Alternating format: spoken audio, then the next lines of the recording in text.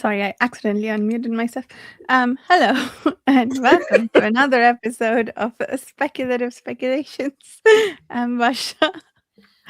I'm Jared. And I am Chris. And this is a series where we talk about speculative stories in all their forms. Today, we are continuing our read through of Redemption Ark by Alastair Reynolds. We're discussing chapters 12 through 18. We read approximately 100 pages of whatever book we are working our way through at the moment. For next week, we will read chapters 19 through 23. Short story for today is Variations on a Man by Pat Cadigan.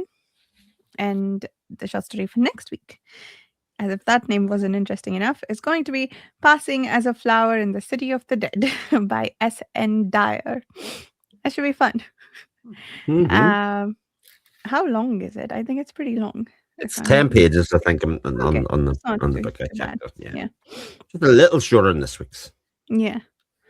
All right, we'll forgive the length because of the cool name. And yeah, both of these short stories are from the Big Book of Science Fiction, which we are still working our way through, and will continue to do so for the foreseeable future. If you'd like to join us for any of these, please check out the Patreon forum. That's where we do all our planning. With all that said, how are we feeling about Redemption Arc? A lot happened this week. There are a lot of consequences from the stuff that happened last week. And things are coming together. Some new characters were introduced or expounded upon in more detail, like the man pig that they found in the previous ship. Scorpio. He got a whole POV section. Let's start there. Why don't we? How do we feel about? No, I'm just kidding.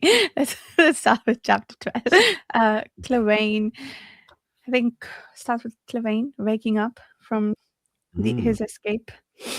Forced sleep. Oh yeah, he's still inside the Corvette. Yeah, Mm-hmm. Yeah. that was And- interesting. That was interesting indeed. Yeah. And how he ends up ultimately trying to escape, or they figured out, although Skate and Code did figure out that he has. So we don't know how much time that bought him. Yeah. Yeah. Well, we find out. He his story. He's I think the character I kind of latch onto more than any of the other ones. And Yeah. Same.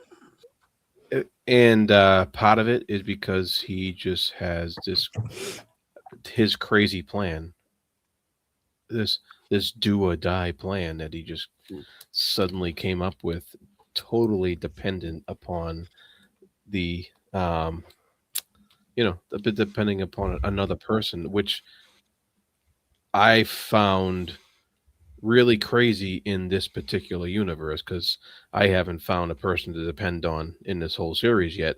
And and now this guy is depending upon somebody who has some sort of a gripe against him, and but he throws all caution to the wind, and here we are. Yeah. I mean, it is a book. It is a book of uneasy alliances, isn't it? So, Yeah. right across the board, even Curry and Volyova, sort of an uneasy alliance. They're sort of at odds. The captain with those two, uneasy alliance. The other guy that they can't. They're all uneasy alliances that they're all in here. That there's like constant tension all the time because of that.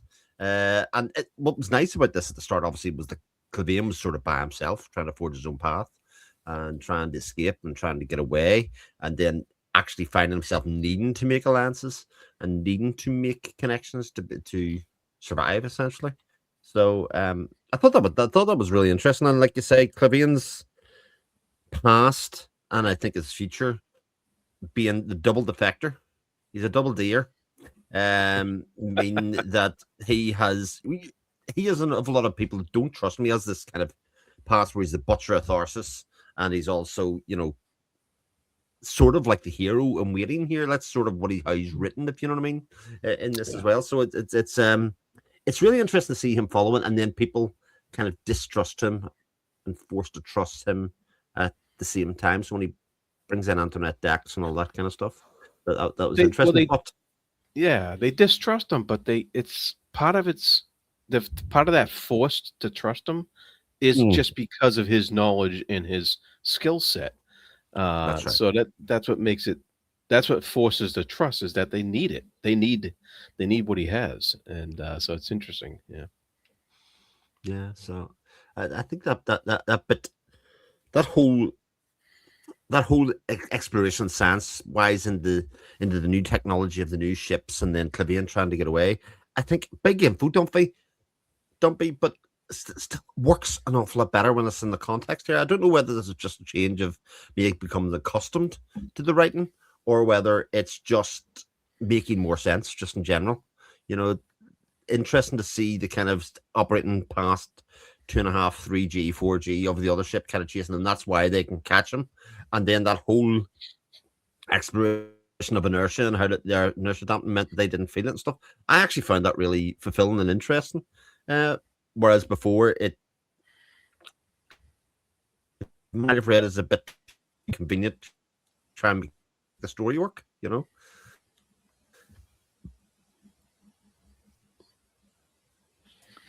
Yeah, I guess that makes sense. The exploration of the research that they did to make these ships, and at the point at which we got it, I think. So I'm a little torn about how I feel about where the info dumps happen, because I feel like some of them we get in the middle of action scenes, like with Scorpio. He's woken up, and then I mean, I feel like I really want to know what the hell Romantua, or how you say his name, wants with him. Except, no, we took a 3-page pause to give us a history of Scorpio, which I wasn't keen on at that point. Similarly, this inertia machine, I think I'm not sure that that felt like the right time for it. I was happy we got it. I was glad for the explanation, but like again, it was through a relatively quiet moment. It wasn't an action scene or anything, but it wasn't maybe like it was less than satisfying for me in terms of like where we took the pause to get the info dump, if that makes sense. But other than that, yeah, I think the information was all interesting, and yeah, I was happy we got it. We lost Chris. Yeah. Chris is busy info dumping right now, but the I was it me did the act of Clavane leaving like he Mhm. did that end up killing Skade, and then they brought her back through the whole weird head Yeah, thing yeah. that was going on. Apparently, as long as her head is untouched, um she can be revived. yeah, but I think that goes because it was just strange how that was presented, and I think that goes to your point, Vasher, about when he chooses to info dump. I think I would have preferred some information about how they went into the process of reviving Skade and making her into a head and all that Mm, stuff. He just kind of said, "Oh, Skane's a head," and it was just like, "Oh, okay," And then later on they kind of went into it a little bit, but I think your point about where he chooses to info dump is strange sometimes to me. mm, And I think I think you're right. I think that hurts the story because it just like sometimes you want the action to keep going, you don't want the info dump, and then sometimes you want the info dump and you get it at a later point mm. where you're like, okay, but that would have been useful earlier if I would have got it, So I'm still having little problems with his narrative choices and his prose at certain points. Um, but I I'm loving the ideas in here. Mm. Yeah. I think they're spectacular. I think he's got a lot of stuff he's just throwing up there against a wall. Yeah. Sometimes he just throws these things out that are like, oh wow, that's really cool. And he never gets back to it, but it sits in the back of your head like as a fact of this universe that Maybe it'll come into play later. Maybe it won't. Who knows? Mhm. But it's I just like this the head. It's killing me. The head. It's giving me nightmares. I was really pleased that Skate didn't lose her crest when she died. That was the part I care about the most. I needed that crest to exist and survive. She still had it, still showing her colors and feelings and whatnot when Mhm. Ramontua was talking to her. But yeah, so I think this just going back to what we were talking about earlier. I think so. Clavane, for instance, when we got his whole like dream sequence for Mm. or memory sequence from that time that he was stuck on Mars and saved a cat alongside himself and kept that cat alive. I think that was interesting because like we heard that snippet before and like it was elaborated upon, told us a little bit about the kind of person he was. But the Scorpio background, for instance, I feel like I would have liked to get to know the character a lot more before we got that background, but it's a bit of a chicken and egg problem because this also helps us get to know the character a bit more, maybe care Yeah. for him a little bit. So yeah, I think it goes both ways, and it's sort of nitpicky at that point, but maybe it was just me and my mood at the at the time. I'm like, I don't want to read about this right now. So Yeah. so yeah, like it's interesting. I can't quite fault the places he chooses to info them, but I kind of wish they were different. They don't feel organic to me, but it could be a me problem. Yeah. Yeah. I think it's a difficulty of the entire space opera genre, to be honest, because I've also read space operas where there's not enough info dumping. It's just almost like a soap Mm, opera in space, and you sort of feel like this is paper thin.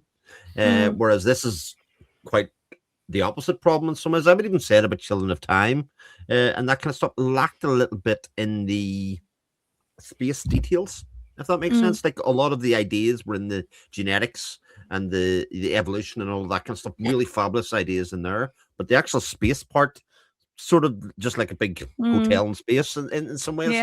Yeah, Whereas this is obviously completely different because he's going in and busy teaching you science yeah, at a point, which is very yeah, interesting. So, but it's how you do that. Like it's to make it meaty and teach the science versus continue the story. And yeah, it does break it up every now and again, but I do think because I'm enjoying the book so much many more things are happening, I'm sort of a bit more forgiving than I would have been yeah. maybe at the end of the last one. So I don't know. Yeah, that makes sense. It's and yeah, I agree that none of this is taking away from my enjoyment of the book. It's just like there are brief lulls in the reading Yeah. experience more than anything else. It's not that any of this is making me dislike the book, but yeah. Um, just shifting topics a little bit. You've both seen The Expanse, and I'm kind of watching it right now while reading this book.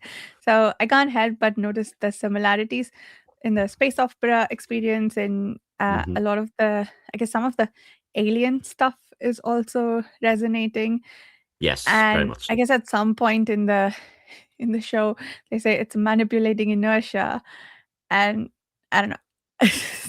That's a statement that did not make sense to me. And he's the physicist. I'm not. It's just so his explanation still doesn't make sense to me. Not in the sense that I don't understand. It's I need to think about that a bit more. uh, but still, like the whole inertia manipulation stuff with the nightshade, that seems to be similar to what they talked about in the Expanse. So I haven't read the books. I know Chris, you have. So I was Hmm. curious, how much do you feel like that series might be inspired by this one or this author's work? Yeah, there's no doubt the inhibitors versus the protomolecule in the expanse feels very similar in a lot of ways.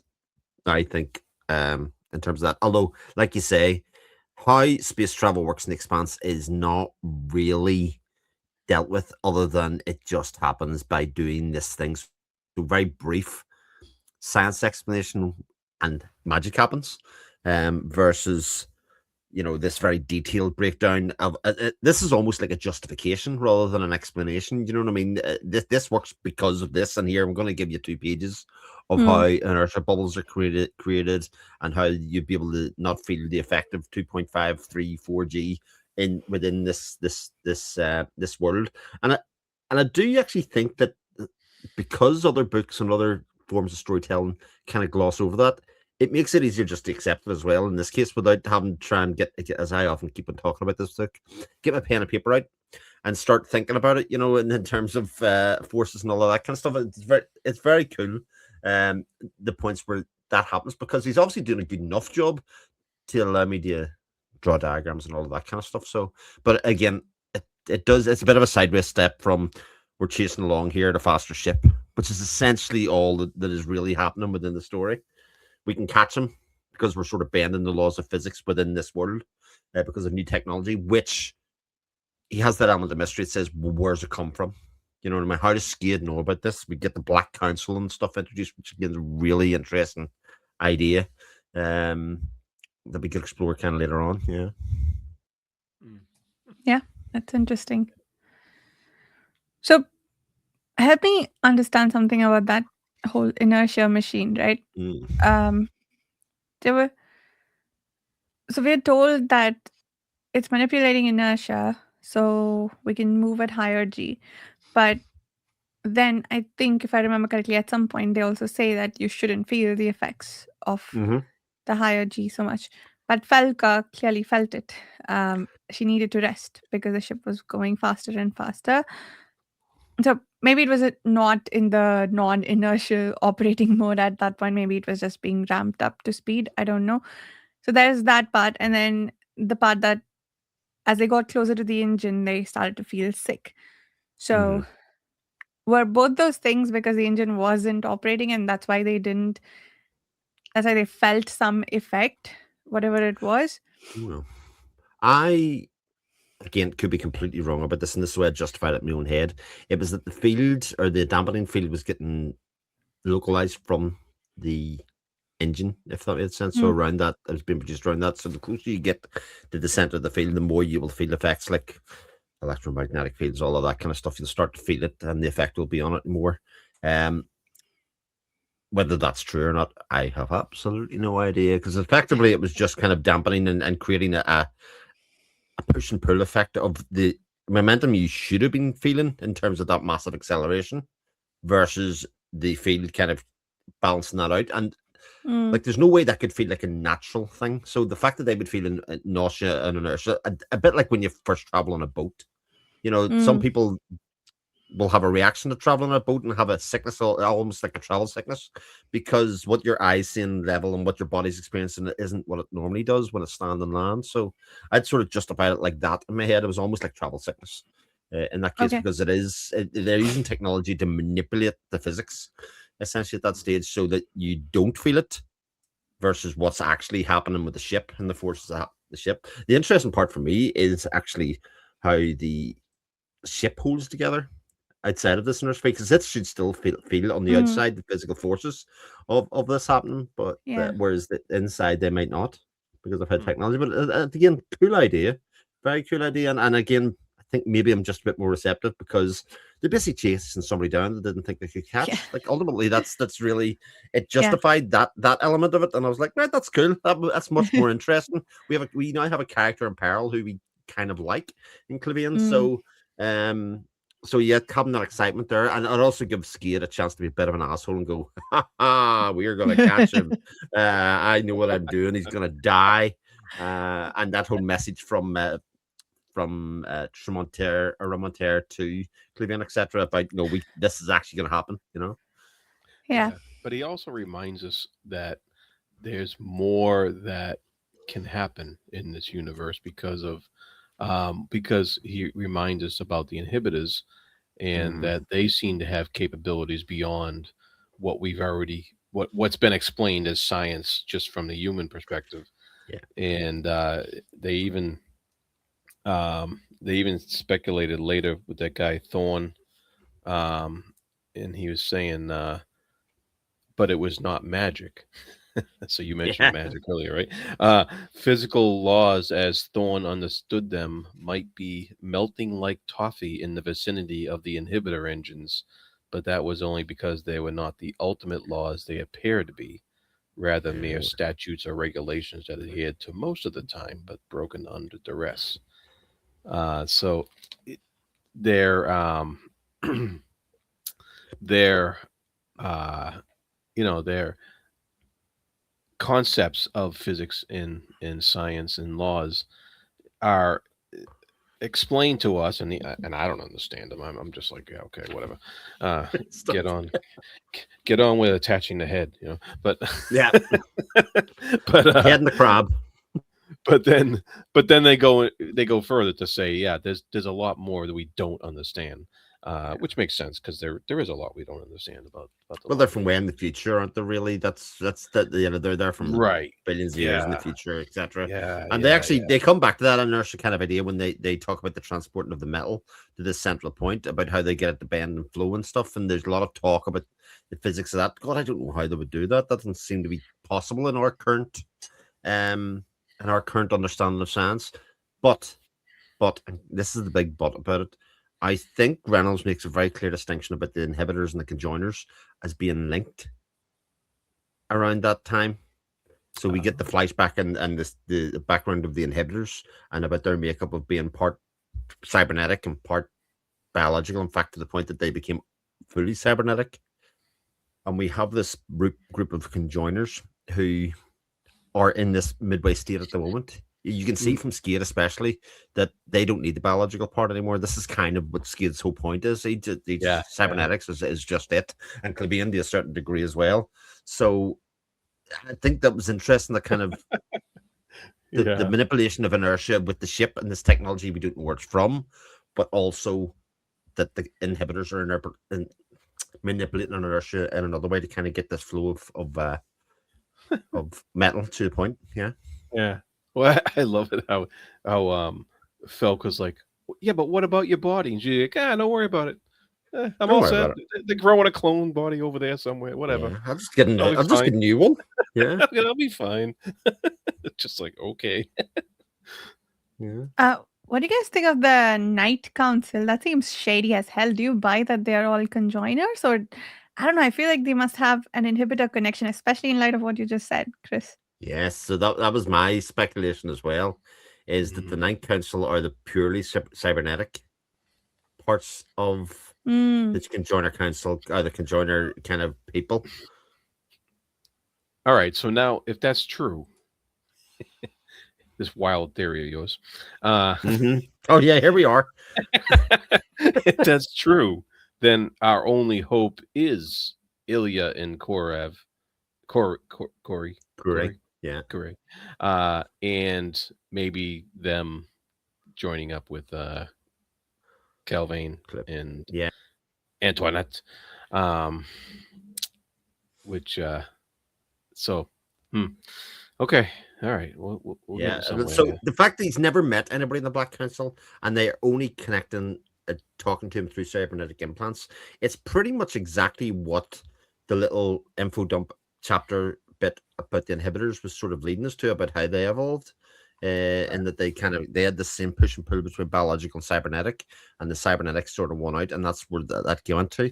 To me, they could just be cybernetics from the future. They could be, I think they have a different agenda necessarily than the rest of the conjoiners, but they're sort of playing to Clavian's ego and basically saying, "Oh, you are special. We have been watching you for some time," which, even in our limited understanding of Skade as a character, we know that would that would resonate quite a lot with Skade in that case. So yeah, their introduction as a facet or a group of people is really interesting because again, more kind of background manipulators and all of that kind of stuff.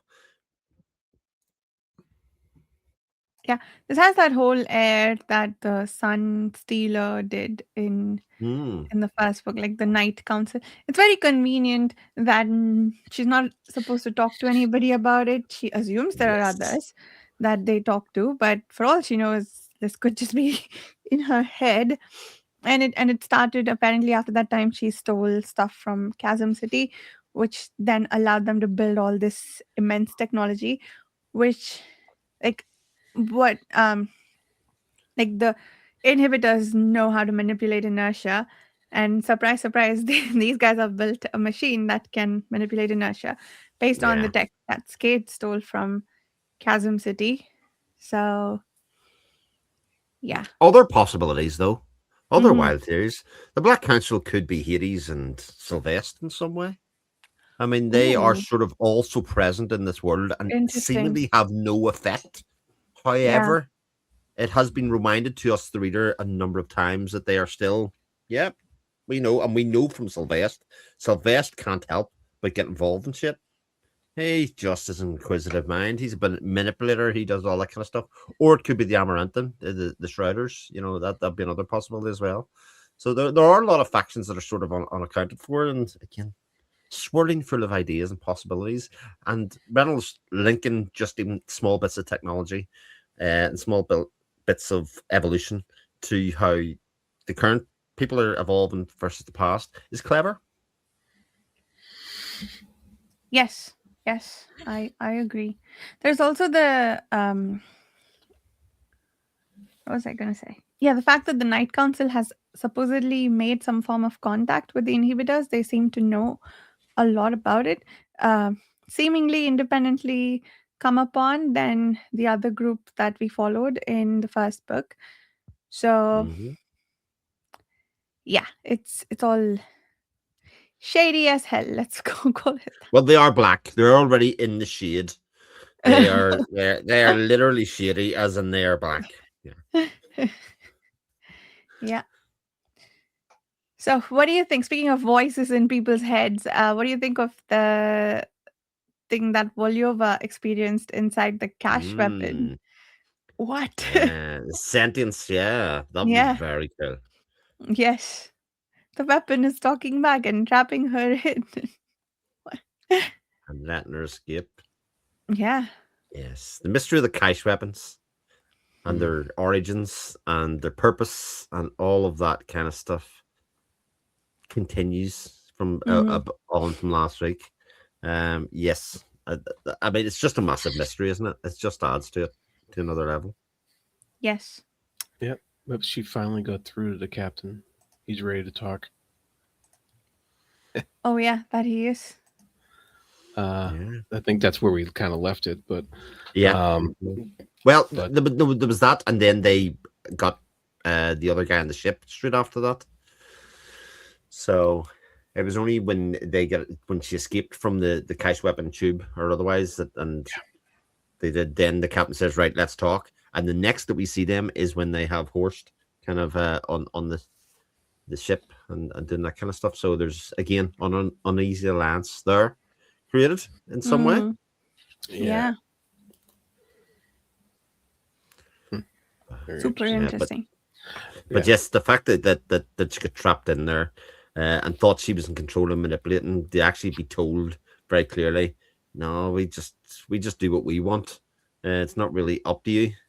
And the fact that it also seems that each numbered weapon of the cache weapons has its own sentence, because that was number 7, wasn't it? So yeah, also interesting. Yeah, and I was like that evil cackly laughter sort of when she's like, but I was controlling you all this time. I was like, yeah, we were just letting you think that. Yeah, So, yeah, that was pretty cool. I like that quite a bit. What else? I did like that section about Clavaine's past with the cat there. I thought that was uh, I thought that Reynolds showed a bit more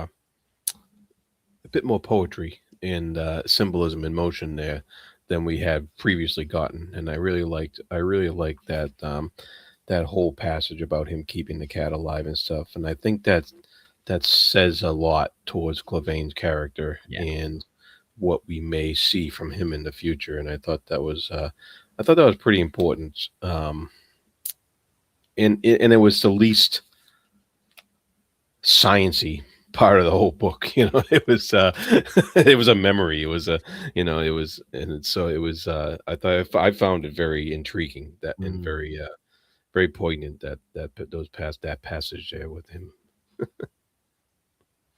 yeah. Yeah, I agree. And it ended with him saying that if he had to do it again, he'd do it the same way, even though he Same way. realized that maybe he didn't quite do the cat a favor by keeping him alive. True. which was interesting. It was interesting because it was more it, the cat was helping him more than he was helping the cat. Mm-hmm. Yeah, yeah. You know?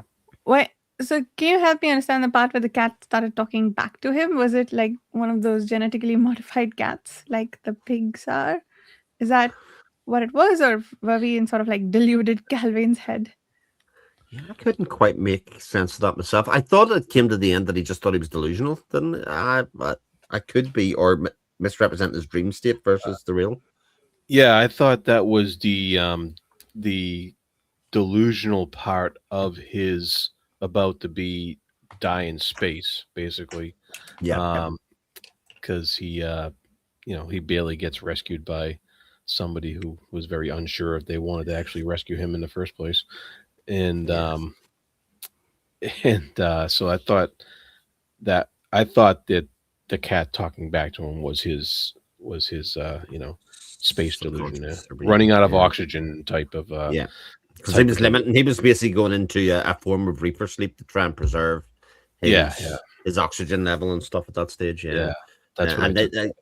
he went into like almost like a stasis because they weren't sure whether he was alive when they rescued him, and he was sort of bringing himself out of it, and he was still in that delusional state. Yeah. As he was coming out of it. So yeah, Yeah, it's lack good of help. oxygen does stuff like that to you. Yeah. Yeah, that makes sense. Yeah.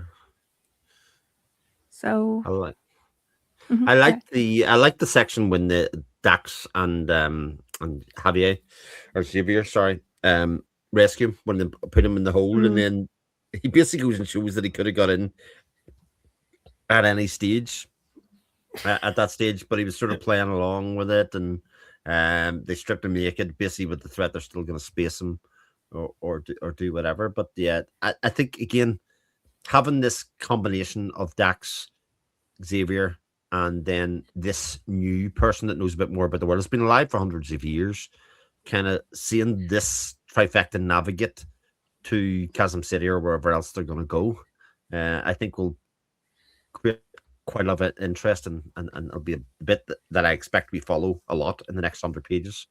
That team of three seems to be a pretty interesting one to follow because it's another Yeah. uneasy yeah, alliance. yeah.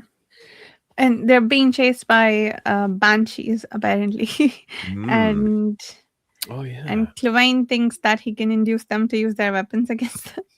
And we'll see. We'll see how that goes. I got a sneak peek into the next chapter.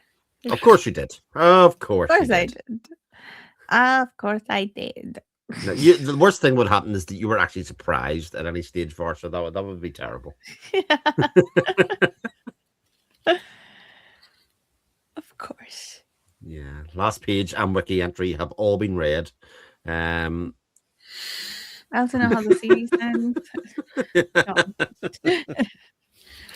Let's see.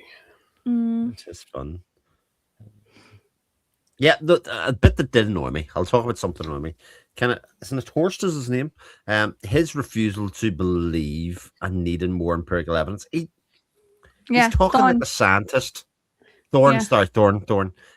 He's talking like a scientist, but he's not a scientist, and even he admits that even if he's seen it with his own eyes, he probably couldn't understand it.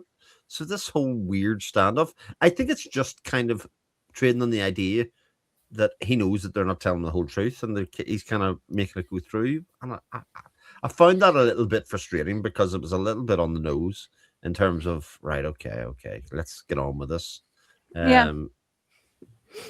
Oh yeah, that's right. Yeah, because they're trying to evacuate Resurgam, right? That's right. And they're trying to get this revolutionary dude to do it for them because nobody will believe them. Yeah.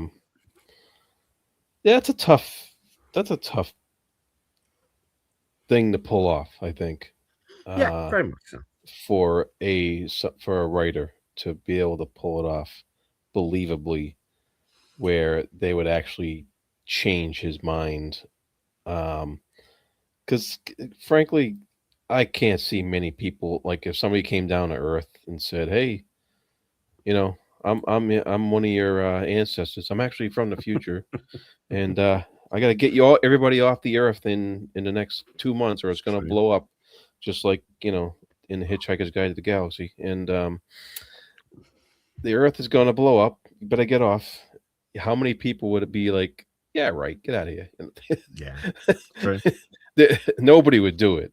So that's a tough situation, I think, that Reynolds put himself into to try to make this all believable that they're actually going to evacuate this planet. But we'll see. We'll see how it goes. Yeah.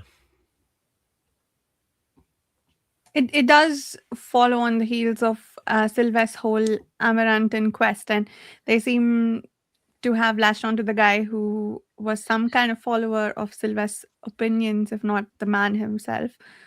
So maybe they have a chance. Like I think he did set himself up a little bit for success there, but you're right. I think maybe it didn't quite help that we were in Thorne's perspective through all of that, and the man was kind of annoying to follow. Yeah, I wonder, how does Thorne know that Volyova is the one who did that whole fake blow up the city thing like decades ago with Sylvester and stuff? I'm kind of he doesn't know it's Volyova at all, because he calls her Inquisitor. Yeah. Inquisitor Irina, and Irina, yeah, all that kind of stuff. So he's oblivious. He hasn't got a clue. Right. Yeah. But apparently, and I find this hard to buy, he recognizes her accent from when he was a child, probably implying, like he remembered that voice around the planet that asked for Sylvester. But I feel like that's a bit of a hard sell. Yeah, because she speaks Russish. Yeah. Russish, Right. yeah. That's right. Yeah. Trying to think what else happens. What do we think of Scorpio's backstory? I mean, I didn't love it. I have to say I didn't love it. I sort of felt like the homicidal pig. Do you really want to spend a lot of time on the homicidal pig? It sort of explained what happened on the ship, which was good in that way. But the rest of it, I was just like, meh. I could have done without it. Yeah, I mean, I think I agree. Like we knew this is a wanted human pig for something. I don't feel like we needed to know what he knew. It's got a little bit in the Reamdy territory of like sort of explaining or justifying everything. Like I'm going to use this person to help find Sylvester, and I'm going to tell you why. Because he was this like big deal a few years ago, and he got here. But like I feel like I didn't need that explanation unless it becomes relevant later on. But we'll see. But just this moment, I didn't need that 3-page backstory. Yeah, I really like that analogy of the Rimdy thing of like you have to explain what's happening here. Like he's basically a homicidal pig. The big thing that I think that I take away from it is the fact that he's not going to trust anybody. It took like 7 pages to tell me that. No, that's okay. Even though he's sort of seen as being important or otherwise, yeah, okay, but so what? Yeah, You know what I mean? Yeah. Sorry, go ahead.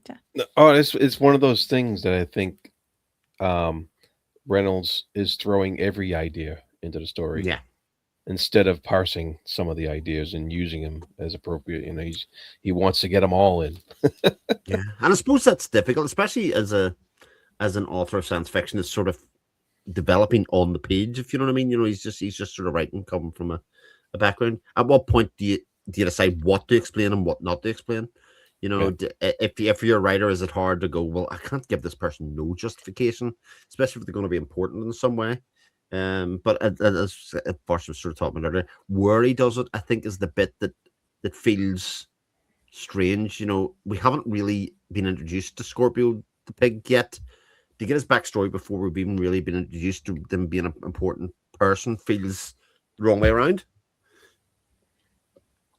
Yeah, exactly. I think I'm coming to think of it a bit more.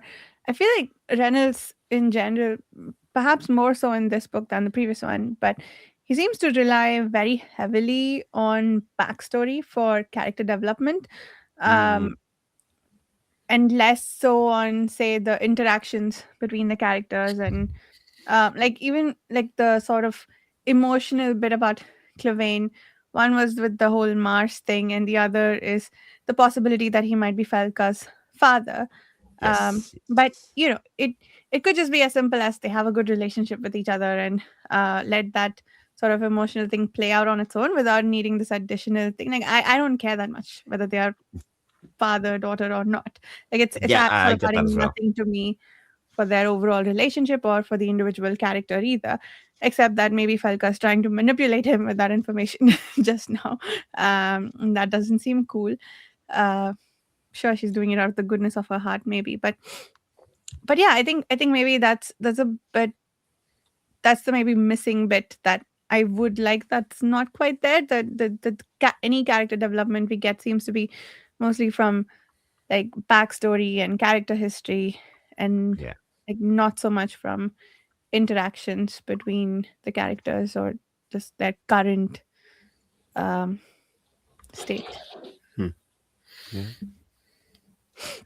definitely. All Okay, right. trying to think what else happened. Are we about done? Are we ready to I talk think about yeah. variations on a Prisoner man? Man. I think we covered a lot there. Yeah, Yeah, Halfway to halfway through. yeah. halfway through. Yeah, it didn't quite feel like it, but we're already halfway through. It's right, ready to, Chris wants to give us a summary. Oh God, this is a tough one. So right, summary of variations in a man. So people have the ability to kind of kill themselves or reinvent themselves in some way and kind of get rid of their former self and accrue new identity. Except in this instance, they want to probe and use the talents that he had from his previous life. This character as a musician. And the story seems to be an examination of what will effectively be a split personality then of a new identity versus the old identity, and actually whether you can go across from one to the other one. Um, and it resolves into one. I, I was sort of struggling to think what it's really about, what it's talking about. Is it just about people who try and change their identity just in general, and that you can't totally leave your old identity behind, and that you'll always be divided in two? You know, this idea, I suppose, in a modern sense, of people doing the self improvement thing and doing a whole life change at like 40. And then, but there'll always still be the fat kid inside, that kind of thing. In some ways, kind of, can you leave those two things behind? It was an interesting story because I think it was sort of doing it almost like a from a cyberpunk point of view, Hmm. but it didn't really land with me in terms of what it wanted to say and what it wanted to do. Certainly for me, I found it an enjoyable enough read or an easy enough read, but it didn't get really a point to it in the same way. Mm.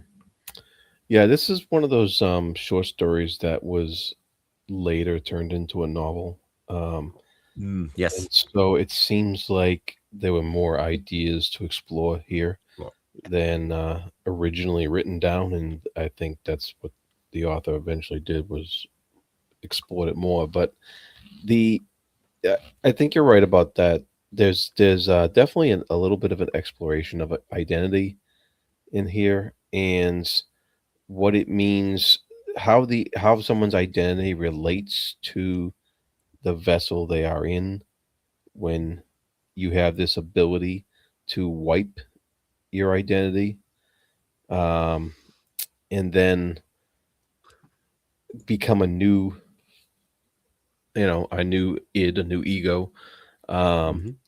and how does that new id, that new ego, then fight back with you know with the previous ID. And uh, it was interesting because I really liked the use of the music and the discussion around the music. I like the imagery of vibrating in the key of fear sharp instead of like C sharp or whatever. And then one octave up, he could hear the whiny echo of guilt. And I love those phrases that she used in the story, Mm-hmm. and how it was all related to music, and how the use of compositions was what tied the identities together very ephemerally. It wasn't like a direct causation or anything like that, but it was just like always out of reach, always right there though. And I thought that was pretty interesting. And and it kind of veered off like at the beginning. They She talked about um getting pearl necklaced, and I was like, what the hell is that about?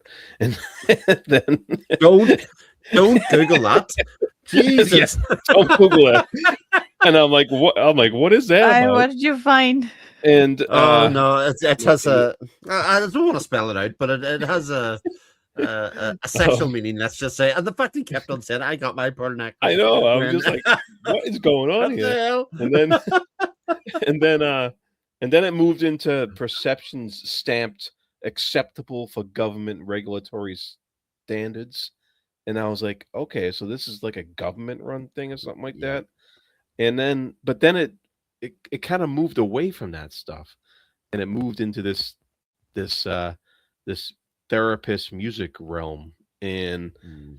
and I found that more interesting, to be honest with you. Um and one of the lines I really liked was, if we prize our illusions, um we are even that much more jealous of our delusions because they're so patently untrue. And I thought that was so there's a lot of great lines in this story. Yeah. But I do think it's disjointed, like you said, and it didn't end the way it didn't really have an ending. It just kind of sat there. Yeah. Well, it had the ending is that the two become one essentially, and they did it in a very metaphorical way of in the stream state that they were sort of combined, and one came to the fore and one was left behind, and all of that kind of stuff, which was interesting. But again, I don't really get what it was trying to say then at the end of the day, other than can we never really leave who we are behind and that kind of stuff, which sort of felt like that's what it was all along. It was I didn't really feel like an exploration of that, if that makes sense, if you know what I mean, of what that really meant for me anyway. Yeah, I feel like it left a little bit of doubt on who the real Reynolds, is that the name of the Yeah. character, Yeah. was. Yeah. Because the original Reynolds is a figment of this guy's imagination, but then the new guy comes along and says, I feel like the other guy, I am somebody's figment of imagination. Which is it like the delusion has taken over, or is the or is this how the new guy feels? It's interesting to think about. But yeah, like you said, I don't know what to make of it, what thematic relevance it has. I mean, I'm probably missing something. I just need to think about it some more. But yeah, mostly I don't know what to make of it. But I enjoyed the story though. It was fun to read and explore, I and agree with that. I enjoyed all the music bits, like Jared said, and just the ideas around the what did she call herself? Psycho? No. Oh yeah, what was the word? Oh, mind player, or Yeah, mind player, but she had a specific job to bring about the artistry in people. Never mind, but yeah, and then all of that was pretty cool. And the doctor seemed slightly suspicious to me, but maybe not. Also, this notion that some guy just wanted so badly, admired him so much that he destroyed his life and his own by sucking the life out of him, or the mind out of him, which I guess seems to be some sort of commentary on stalkers perhaps, but also like it didn't really go deep enough in that realm. It just seemed to be like something mentioned in passing. Mind suckers. Yeah. Interesting.